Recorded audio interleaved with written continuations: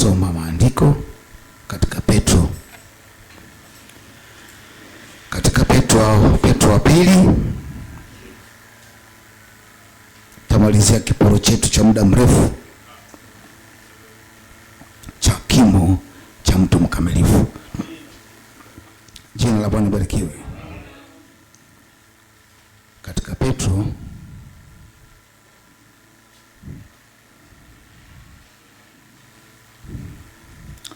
wa pili sura ya kwanza. Taanza kusoma kwa jina la Bwana Yesu Kristo. Simoni Petro, mtumwa na mtume wa Yesu Kristo, kwa wale waliopata imani moja na sisi, yenye thamani katika haki ya Mungu wetu na Mwokozi Yesu Kristo. Neema na iwe kwenu na amani iongezwe katika kumjua Mungu na Yesu Bwana wetu,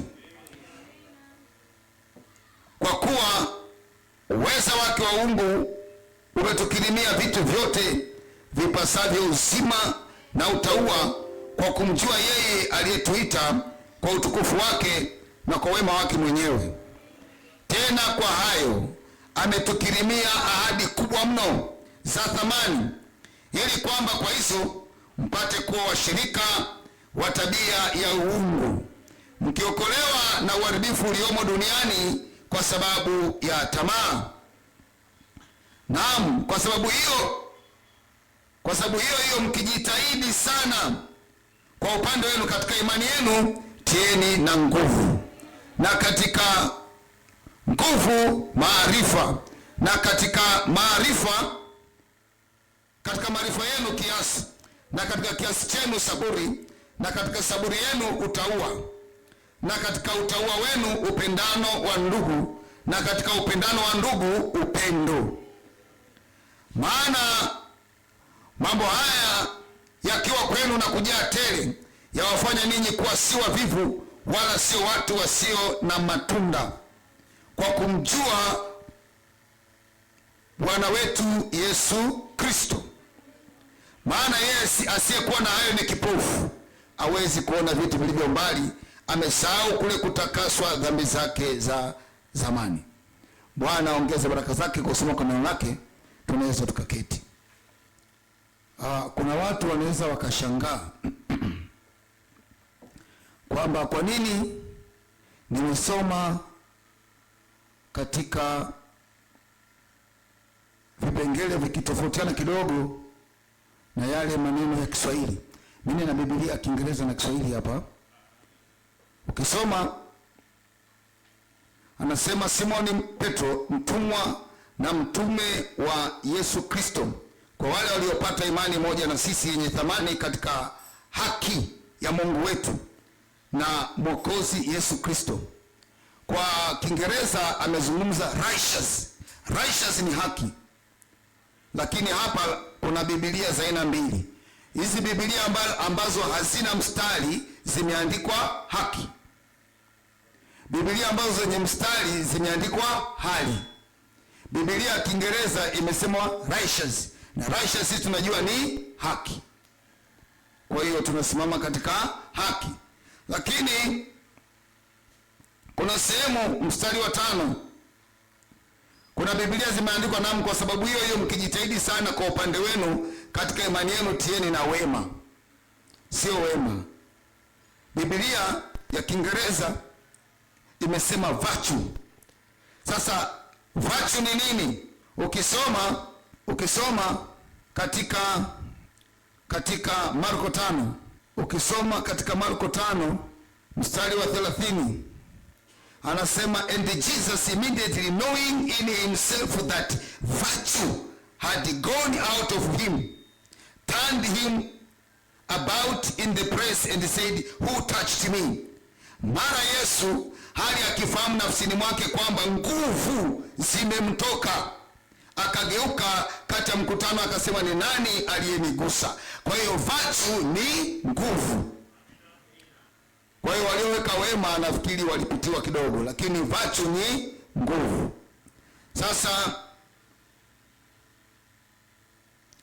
tuko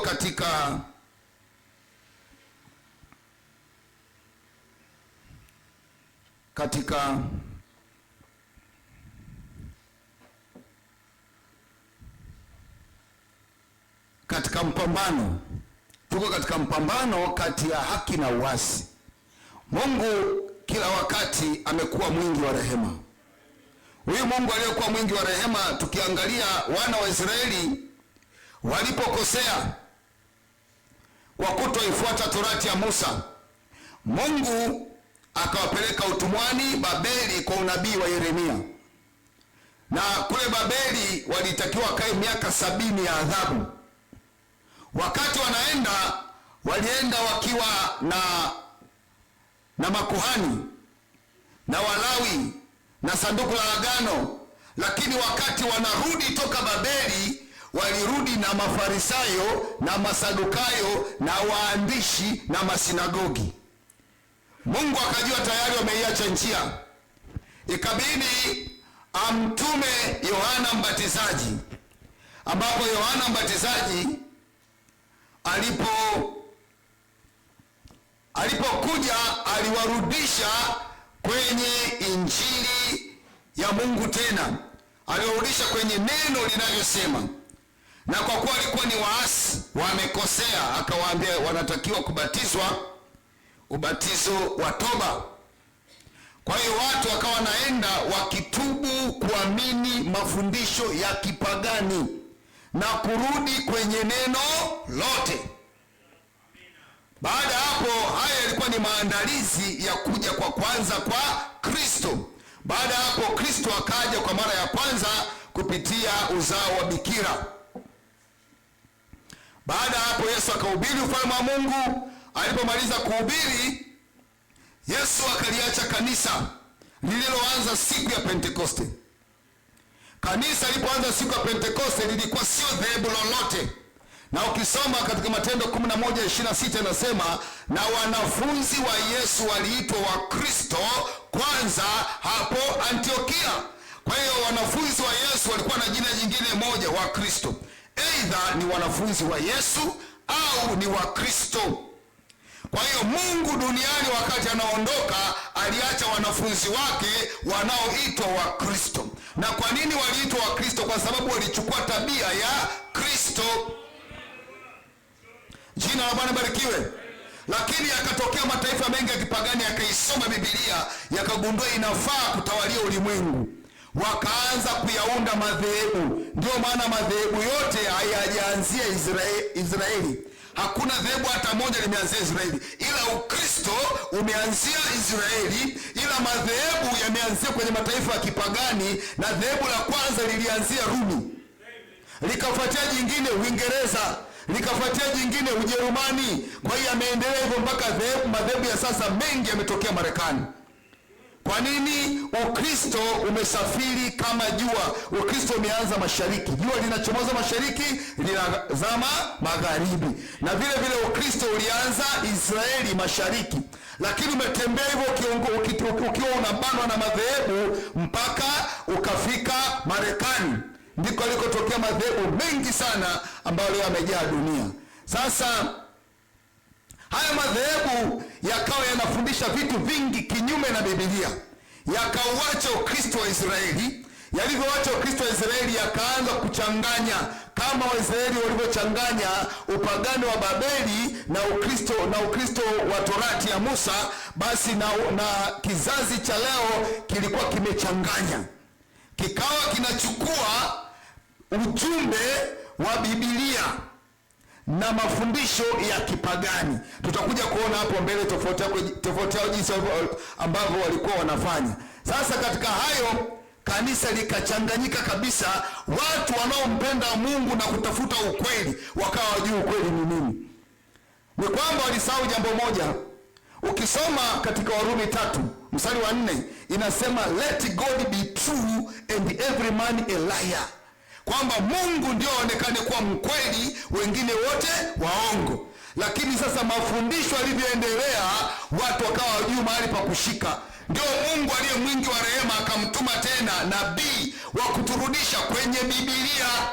Huyu nabii aliyotudishwa kwenye Biblia ni nabii William Marion Branham. Ndio maana tunaona picha yake hapa. Hii picha si kwamba sisi tunamwabudu. Hii picha si kwamba sisi tunaweka kama ya kupigia magota kuabudu. Hii ni kumdhihirisha mjumbe.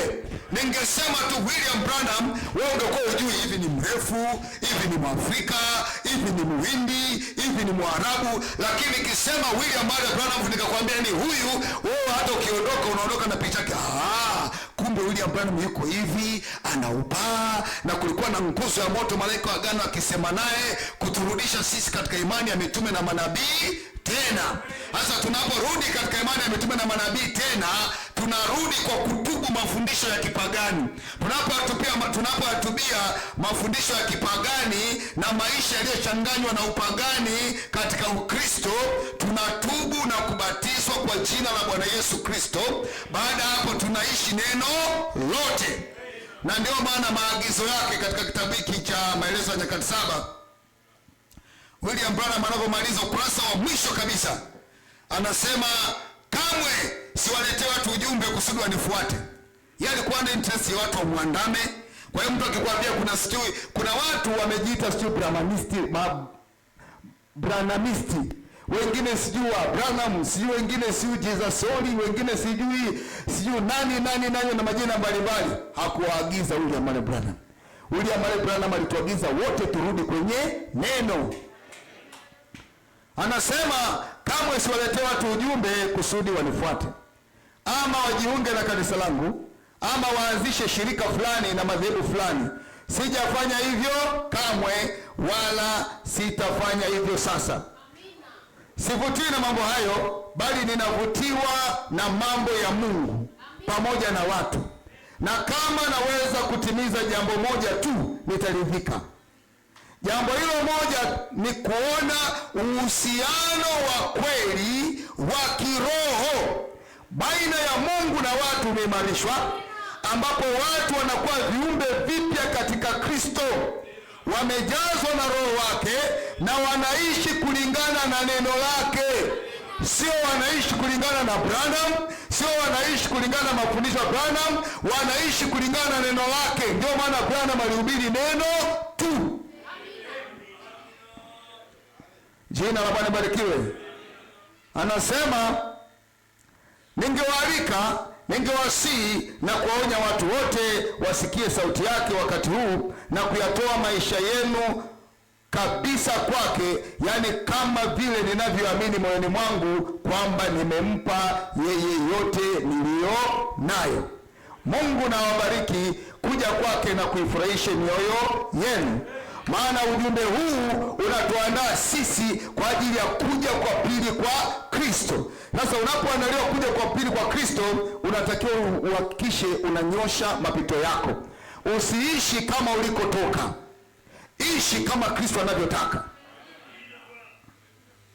Anasema katika ujumbe wa things that are to be, katika mambo yatakayo kuwapo, para ya 110, anasema giving your all to God. Unapoyatoa yaliyo yako yote kwa Mungu, and walking to Calvary and be crucified with him, na unapotembea Calvary na kusulibiwa pamoja naye, and rise again, na kufufuka tena, to wear his garment of sacrifice, na kuvaa vazi lake la utakaso, and death to the things of the world, na kufa katika mambo ya ulimwengu. If you love the world, kama unaopenda ulimwengu, all the things of the world, au mambo ya ulimwengu, the love of God is not even in you. Kwa hiyo hii inatufanya tusiupende tena ulimwengu. Unapopenda ulimwengu na mambo ya ulimwengu, ni ishara wewe hauna Yesu ndani yako. Kwa hiyo hatuna kampeni ya kuwajaza watu kanisani, tuna kampeni ya kuwaleta watu kwa Kristo. Jina la Bwana barikiwe.